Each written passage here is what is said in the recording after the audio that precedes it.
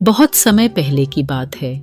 एक छोटे से राज्य में एक न्यायप्रिय और बुद्धिमान राजा का शासन था। राजा अपनी प्रजा के हितों का पूरा ध्यान रखता था। राज्य संपन्न था और हर व्यक्ति सुख शांति से जीवन व्यतीत कर रहा था। लेकिन राजा के मन में हमेशा यह शंका रहती थी कि उसके दरबार में जो लोग उसकी प्रशंसा करते हैं, क्या वे वाकई सच्चे हैं या केवल स्वार्थ के लिए चाटुकारिता करते हैं। इस विचार को परखने के लिए राजा ने एक योजना बनाई। उसने अपने विश्वास पात्र मंत्री से सलाह ली और एक छिपा हुआ संदेश जारी किया। राजा का जीवन खतरे में है। राज्य में कोई गुप्त साजिश रच रहा है। इस संदेश को फैलाने का उद्देश्य था यह देखना कि कौन कौन इस खबर पर कैसी प्रतिक्रिया देता है। राजा के राज्य में एक किसान भी रहता था जिसका नाम रघु था।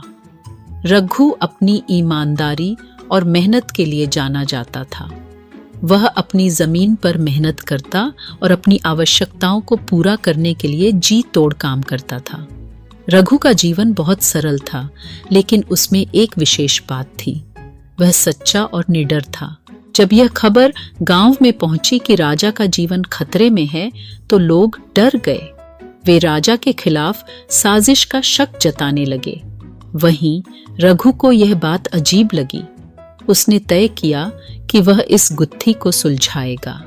राजा ने अपने दरबार में एक जासूस नियुक्त किया था, जिसे पता चला कि रघु ने इस खबर की गहराई में जाने का प्रयास किया है। राजा ने सोचा कि रघु को दरबार में बुलाया जाए। रघु दरबार पहुंचा और राजा ने उससे पूछा, तुम्हें क्या लगता है, इस साजिश के पीछे कौन है? रघु ने निर्भीक होकर उत्तर दिया, महाराज, मुझे नहीं लगता कि कोई बाहरी व्यक्ति आपके खिलाफ है। मुझे शक है कि यह साजिश आपके दरबार के भीतर ही रची जा रही है।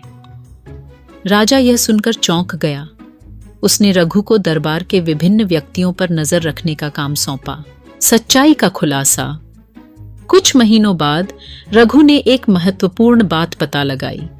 दरबार का एक उच्च अधिकारी, जो राजा के सबसे करीबी मंत्रियों में से एक था, राजा को हटाकर खुद राजा बनना चाहता था।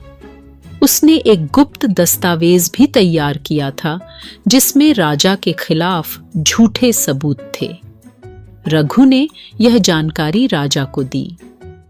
राजा ने अपनी योजना के तहत साजिशकर्ता को रंगे हाथ पकड़ने का निर्णय लिया।